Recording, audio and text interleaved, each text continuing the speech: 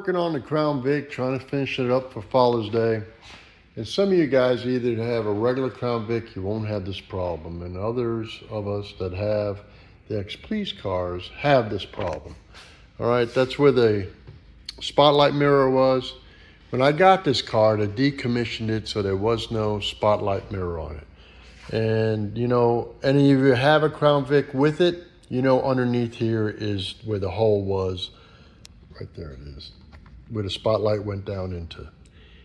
Okay, when I went to a salvage yard, I just went to a regular Crown Vic. Actually, I think it was a Mercury Marquis, and got the rubber seal that went around the doors. I think it was like $2 or $3. So it didn't have the cutout in it, so I fixed it that way. Now, you know, we have the hole for the spotlight. I wanted to keep the spotlight option on here in case later on I want to do it, but hey, this is the deal. Instead of, I could have repaired this, I could have got another door, or I could have sheet metal this and repaired it properly before I painted the car. But I'm gonna try to make it type of a removable plug. There's a guy on eBay that sells these plugs that go over this. Sometimes he has them, sometimes he don't. If I could find it again, I'll give you a link, but I'm gonna make one, all right? So this comes off, and it was off when I painted the car. So then we got this shape here. So I'm gonna show you what I'm gonna attempt to do it, and it may fail, but hey, it's the fun of trying to do stuff. So let's go over here. I've got a small bandsaw. Maybe not all of you have one. I know most of you don't. All right, you could do this on a wood small bandsaw. You could do it on the fine blade ones. Or you could get a small coping saw that's $2 or $3 and do it by hand.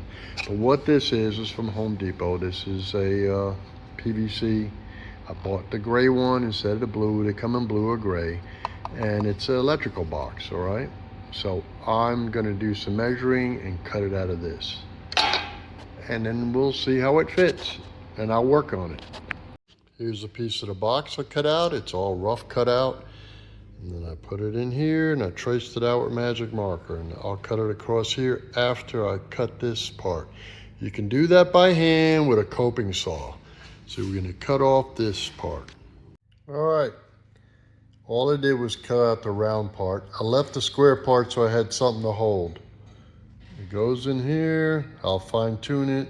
Why did I pick a piece of PVC? It's the same thickness as the door is over here. So I've got this, I'll make it fit just right, but this is just going in here. Then I have some leftover. The box is only 99 cents to try this. I'll cut it out a little bit bigger, come out all the way around nicely, and then I'll taper the edges, and then I'll PVC bound them together and paint this black. And it'll sit right in here. With this going on top, I'll put a dab of weather stripping adhesive on the back of it. It'll hold it down. That way, if I want to remove it later, I remove it. Let's see how it goes. Here's the bottom piece that goes in right at the same width. Here's the top plate. I'll put it underneath there, and we'll glue them together. It'll go like this. And then it'll be flipped over, be put like this, perfectly even, and then I'll taper these sides in here. There'll be a little, look here, you see here, there's a little bit of a bridge right there. I'll heat it up and we'll bend it and sand it and taper all the way around. Now I may round off this edge right here. I'm not sure.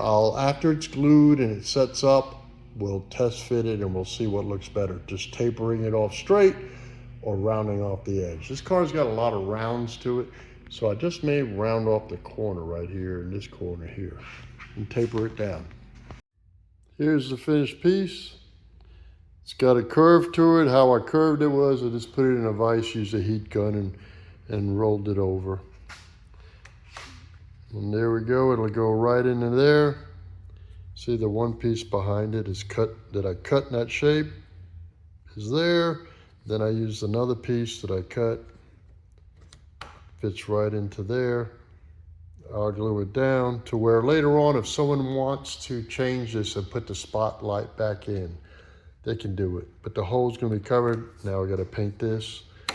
And what I'll use is I'll use some weather strip adhesive, a little bit of all the way around this edge and there. I'll tape it off, clean this off, bam, there it goes. It'll be black, it'll blend in more. I mean, it's a police car, okay? This is not, you know, a normal, like a Mercury Marauder or whatever. So it still has accessories on it that police cars have. This is just a trick.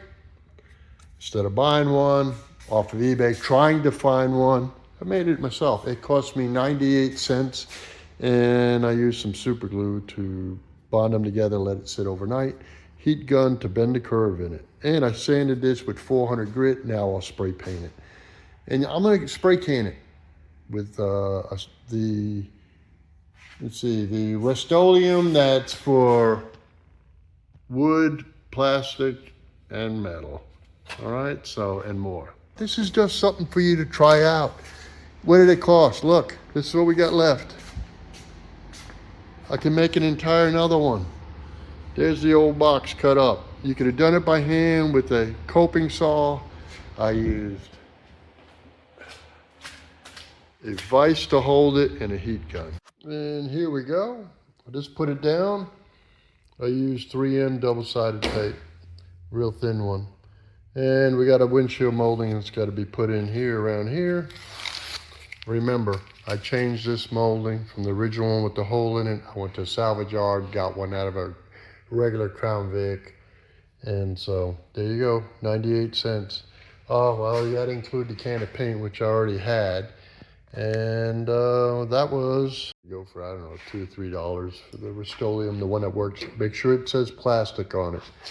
All right, God bless you. Have a good one. That's just a quick fix on the Vic.